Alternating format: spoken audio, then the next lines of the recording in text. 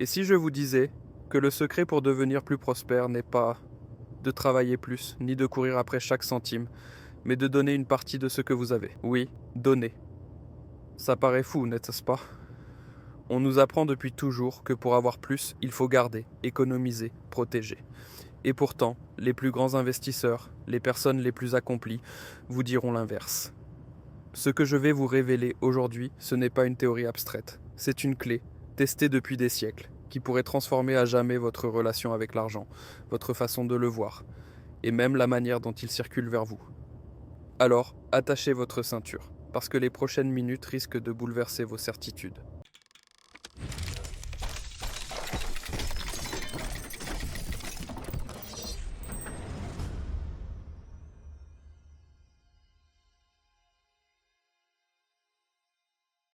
Depuis la nuit des temps, dans presque toutes les cultures et toutes les religions, un principe revient encore et encore, donner. Pas seulement comme un acte de charité isolé, mais comme l'un des piliers essentiels d'une vie équilibrée, épanouie et riche de sens véritable. En islam, on parle de zakat. Ce n'est pas une option, c'est une obligation sacrée et profondément ancrée. Une fois par an, chacun doit offrir un pourcentage précis de sa richesse à ceux qui en ont le plus besoin. Un acte qui purifie non seulement l'argent, mais aussi le cœur, l'âme et l'intention. La sadaqa, elle, est un don volontaire. Pas de date fixe, pas de montant imposé. C'est le geste spontané, celui qui naît de la compassion pure, que ce soit un repas chaud offert, un vêtement donné, ou même un simple sourire partagé au bon moment. Et puis, il y a la philanthropie. On imagine souvent des milliardaires et des fondations gigantesques, mais en réalité, la vraie philanthropie commence dans les gestes simples du quotidien. Offrir un livre, financer un petit projet local, aider discrètement un voisin dans le besoin, ou soutenir une cause qui nous tient à cœur. Chacun de ces actes est une graine précieuse qui, un jour, portera des fruits bien au-delà de ce que l'on imagine ou même espère. Donner, ce n'est pas simplement sortir de l'argent de votre portefeuille et le mettre dans une autre main. Non, c'est bien plus profond que ça. C'est comme planter une graine invisible, une graine précieuse qui portera ses fruits non seulement dans le cœur, mais aussi dans l'esprit, et parfois même dans la vie matérielle. Une graine de joie pure, de gratitude sincère et de sens véritable qui enrichit profondément notre existence. Psychologiquement, le don déclenche une réaction incroyable. Il active la zone de notre cerveau liée au plaisir, à la récompense, à cette sensation douce et puissante de faire quelque chose de juste, de généreux et d'important. Spirituellement, c'est encore plus fort, presque magique. Donner élève notre âme, nous rapproche de notre humanité et nous libère de l'attachement excessif aux choses matérielles qui finissent par nous posséder sans même que nous nous en rendions compte. Chaque acte de générosité devient alors une petite victoire sur notre ego, une respiration profonde pour notre cœur et un pas décisif vers une vie plus riche. Pas seulement en argent, mais en sens, en lumière et en paix intérieure. Vous avez sûrement déjà entendu cette phrase. Ce que vous donnez vous revient multiplié. Ce n'est pas juste une jolie citation à partager sur les réseaux sociaux. C'est une vérité profonde que l'histoire, l'économie et la vie elle-même confirment encore et encore, sans jamais faillir. Les études économiques le prouvent clairement. La générosité déclenche un véritable cercle vertueux. Plus on donne, plus on attire des opportunités. Plus les portes s'ouvrent, parfois là où on ne les attendait même pas. Les relations humaines se renforcent, la confiance grandit, et les occasions de succès se multiplient de façon surprenante. Et sur le plan spirituel, cette conviction est encore plus forte, presque magique. L'argent donné n'est jamais perdu, jamais gaspillé. Il se transforme, d'une manière mystérieuse et presque invisible, en bénédiction visible, une aide inespérée, une chance unique, un coup de pouce au moment où on en a le plus besoin, et en bénédiction invisible, comme la paix intérieure, la sérénité, la protection divine ou la joie sincère qui nourrit le cœur.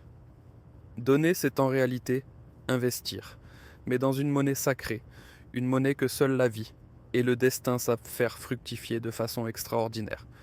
Imaginez un instant, si chaque personne dans votre quartier, votre ville, imaginez un instant, si chaque personne dans votre quartier, votre ville, votre pays, donnait ne serait-ce qu'1% de son revenu à une cause locale, à une association ou à un projet solidaire.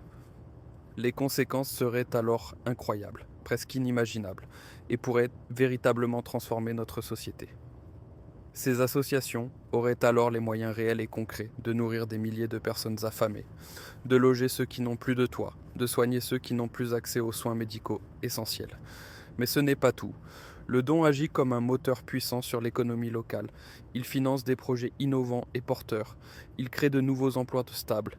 Il donne une nouvelle vie et de l'espoir aux quartiers oubliés. Et surtout, il renforce cette précieuse cohésion sociale dont nous avons tous besoin pour avancer ensemble dans un monde plus solidaire. En réalité, chaque euro donné, même le plus petit, n'est jamais perdu. C'est une graine précieuse plantée dans un sol fertile qui fera pousser la prospérité collective, un avenir meilleur pour tous, et un cercle vertueux qui revient toujours en force encore et encore. C'est la preuve éclatante que l'argent, quand il circule avec le cœur et la conscience, devient un véritable outil de transformation, de solidarité et d'espoir. Bill Gates, Warren Buffett, mais aussi de simples familles modestes qui chaque mois mettent de côté une petite somme pour aider discrètement ceux qui en ont besoin. Les histoires inspirantes abondent et se transmettent comme des trésors.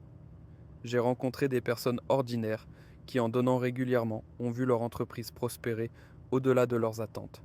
Leur réseau s'élargir naturellement et même leur santé physique et émotionnelle s'améliorer de façon étonnante. Coïncidence ? Peut-être. Ou peut-être pas. Ce qui est sûr, c'est qu'un geste de générosité, aussi petit soit-il, transforme toujours deux vies à la fois, celle qui reçoit et celle profondément qui donne. Alors, comment intégrer le don dans votre vie quotidienne de façon intelligente et impactante ? Première étape, simple mais essentielle. Fixez un pourcentage de votre revenu, même s'il est petit, 2%, 5% ou plus si votre situation vous le permet. Ce geste régulier crée une discipline de générosité et fait toute la différence sur le long terme. Deuxième étape, diversifiez vos dons. Ne mettez pas tout dans un seul panier.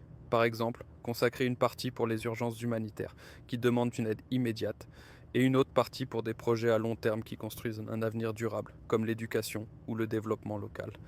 Et voici la troisième étape, sans doute la plus puissante. Impliquez-vous personnellement. Ne vous limitez pas à donner de l'argent. Donnez aussi de votre temps, de votre énergie, de vos compétences uniques. Parfois, un simple acte de présence ou un conseil peut avoir autant d'impact que des milliers d'euros. Donner intelligemment, c'est choisir de faire un don qui a du sens, qui transforme et qui inspire autour de vous. En fin de compte, le don n'est pas une perte, c'est un investissement. Un investissement dans un monde meilleur, dans votre bien-être et même dans votre prospérité financière. Alors, je vous lance un défi. Dès aujourd'hui, choisissez une cause donnée et observez ce qui change dans votre vie. Et si cette vidéo vous a inspiré, n'oubliez pas de liker cette vidéo, de vous abonner à la chaîne pour ne rien manquer de nos prochains contenus inspirants et activer la cloche pour être alerté dès qu'une nouvelle vidéo arrive. Ensemble, faisons grandir la générosité et la prospérité.